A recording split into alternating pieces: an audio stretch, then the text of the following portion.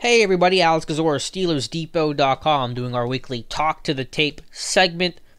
First of all, thank you guys so much for enjoying these videos and and leaving all the great feedback. Really appreciate it. Really happy and encouraged to see the overall and really overwhelming kind of consensus is that you guys enjoy these videos. I've had some people ask me to make more of them. I'm definitely going to try to, maybe at least do 2 a week.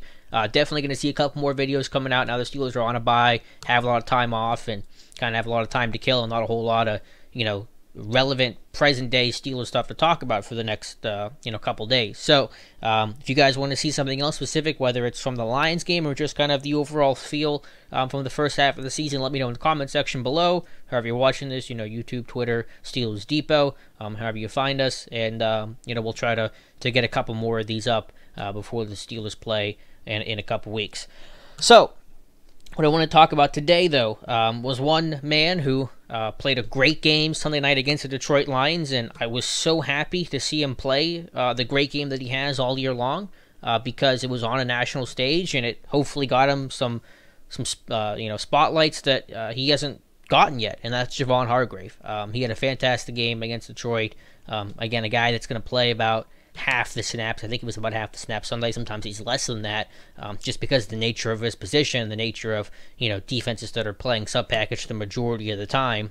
It's going to leave a guy like Hargrave off the field, but he maximized his opportunities, and honestly, he just wrecked the Detroit Lions in the victory. So we have 5 plays here we're going to look at. Some of them are runs, some of them are passes that just kind of show how dominant he was, and hopefully the national media will at least begin the process of giving him a little bit of credit. So the first play here, I think it's the first snap of the game for Detroit. They're going to try to run this zone stretch play to the right side. Here's Hargrave. Here is the one tech lined up between the center and the right guard. And I think the key, and I read this once from a coach in one of the clinics, and it's a really good point. The key to good run defense is building your fence as a defensive lineman. If you build this fence and you keep the running back wide and keep him down the track, it's going to, he's eventually going to run out of room. It's going to let guys be able to get off their blocks, read the play, and get in there and for the stop. So you're going to watch Hargrave kind of build this fence and watch the running back come down the line. The center's trying to reach block him. He's unable to. Hargrave recognizes the stretch run right away, is able to keep the center behind him and not let the center cross his face. And it's just going to force this running back all the way down the line to his help. You got Mitchell coming down in the box. They roll it down on the tight end motion. And it goes for a 4-yard loss in the first play of the game. So center's not able to cross his face, not able to get the reach block on him. Hargrave with tight hands, keeping his feet moving, good leverage and power to move the center into the backfield, keep the running back wide, change his depth a little bit. And really Hargrave was the central point of why this play didn't go anywhere. And you have to give everyone else credit for their gap fills, these zone runs. It's all about each guy doing their job. If one guy fails at his job, a big play is likely to open up. The running back's just reading what's available. But Hargrave gets his starter right away by walking the center back and forcing it to the help, building his fence, keeping the back wide, and it ultimately goes for a 4-yard loss. So one last look at it here. And we'll jump into our next play. Again, Hargrave doesn't make the tackle here, doesn't get credit for it, but basically he makes the play, and that's the true role of any good nose tackle. Next one is actually on the very next play, 2nd and 14. So he's making an impact early when he's getting snaps. Now this ends up being a big positive play for Detroit. That's not what we're going to talk about here. Stafford's able to escape and make the play happen, but Hargrave's able to get the pressure. So here's head up on the center, Travis Swanson. And you're just going to see him be able to convert, that power and walk the center back and help flush Stafford out of the pocket. So you're going to see Hargrave just attack the half man, keep his hands tight with leverage and power, his lower half moving, and then right there he's able to get control, get into the pad level of Swanson. And, unable to finish the play. Maybe Swanson held on a little bit, but he's changing the launch point. If Watt would have done his job and kept contained on the edge, and this play's either going to end in a sack or Stafford having to throw the football away or check it down, or certainly not this, because once Stafford breaks contain, then guys turns into a scramble drill. Guys go deep and you kind of lose your coverage a little bit. But I thought Hargrave did a great job there to disrupt that first step, the power that he has, ability to convert speed to power with tight ends, playing with good leverage, creating the pressure. So good rep by Hargrave. Maybe not a good rep by anyone else, but focus here is on Hargrave.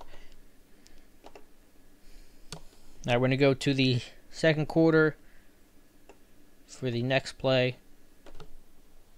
This is probably my favorite rep that Hargrave had in the game. Maybe not the most important one, but I think a pretty good one. And a fairly critical time late in the second quarter. I'm just going to play this too because I don't know what all. I don't really need to say much. I think the video is going to explain it. But again, here's Hargrave head up on the center. Just a 3-man rush here.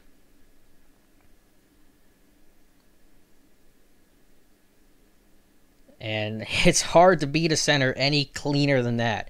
Just the club and the rip move, and basically one motion, and he's in the backfield in about 0.5 seconds. Let me slow it down for you guys. I know someone asked about that too. If I can do the slow-mo version of this, I wanted to just show this move that Hargrave has here.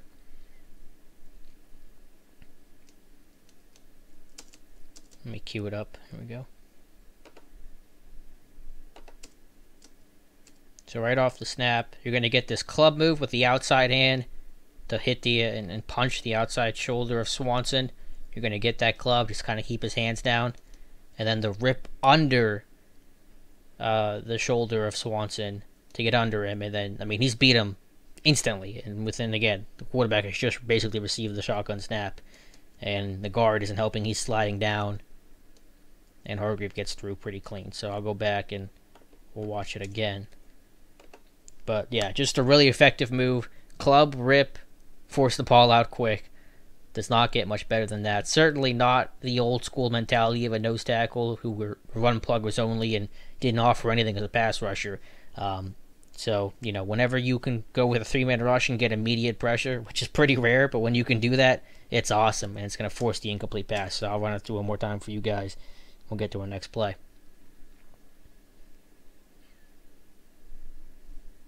Yeah, really good stuff from Javon Hargrave.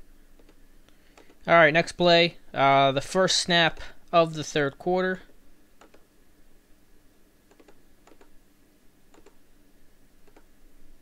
Let me scroll up a little bit. We're going to get a similar thing as we got on the first play. Another zone scheme by the Lions, trying to hit the outside, and Hargrave's going to build his fence, keep the run wide. Here's Hargrave, here's the one tech. And one real quick aside is that, you know, if you follow Depot, we've talked about their over front the Steelers have used, where they were playing with an off-ball linebacker and they were shifting guys over to the strength of the formation. And I've talked about how it really hasn't been very effective. And honestly, Keith Butler scrapped it the last, I think, 2 or 3 weeks, and it's certainly been reduced. I think the Jacksonville game was the last time he used it. So I think they've kind of realized that it hasn't been as effective as they have hoped, and they've kind of scrapped it. But one element of it they've kind of kept is when they would run that over front, they would have whoever was playing as the nose tackle, cocked in that tilted nose, what, Joe Green used to do back in the day, Bud Carson and all them. That's kind of where it came from. So they've kept the idea of the tilted nose, but they're just playing a more traditional front. They're not shifting as heavily to the strength of the formation. So a guy like Hargrave, with that great first step that he has, is able to get in the backfield a little bit more often, and it's going to be a bigger challenge for centers and guards to be able to reach him. So they've been able to kind of marry some of the good things to that over front, some of the bad things. They've kind of taken that out. Real quick aside, but I like that from Keith Butler. I certainly appreciate the adjustment. But same thing, run to the left. Center's not able to reach, ends up grabbing a little bit. And when you force the running back wide like that immediately, you're going to blow that play up almost every single time. The center's unable to reach him. Hargrave had tilted nose in the A-gap, forces it wide, a couple of missed tackles. You could have had a bigger loss in the play. But you take it, it's a negative play, and certainly no fault of Hargrave's. So, this is center's really, that Travis Swanson guy was really struggling with Hargrave throughout the entire game. I don't think the Lions gave him enough help on Hargrave. Just that little, the guard just not really doing a whole lot to chip there. And Hargrave gets in the backfield and blows up another run. All right, last one to look at. The most important play of the game, no doubt about it. And again, you're going to see Hargrave get pressure on a 3-man rush. This is the 4th down play of the 4th and goal, down by 5 with 2 minutes left. And this is essentially the game. It wasn't definitely over by that point, but certainly the Lions' last best shot. Again, Hargrave head up on the center. Going to get a good look at it here.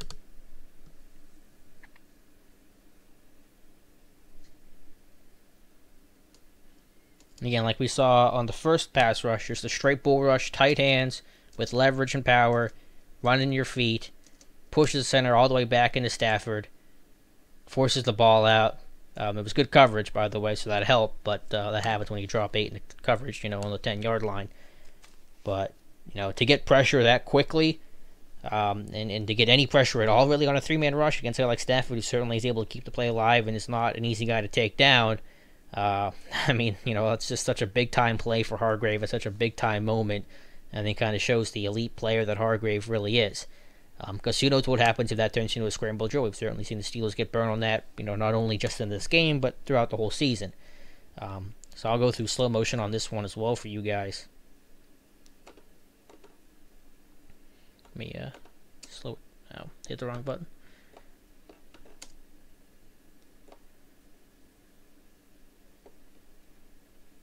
Just going to get that kind of outside step. Helps create this power. The tight hands. That great leverage. I don't know what the left guard was doing here. I don't know why he's not giving him any help at all. It's a 3-man rush. And, he's not doing anything. So that kind of helped. But, Hargrave had that one-on-one opportunity. It turns into, one of the drills you're going to run in camp. And just straight runs him back.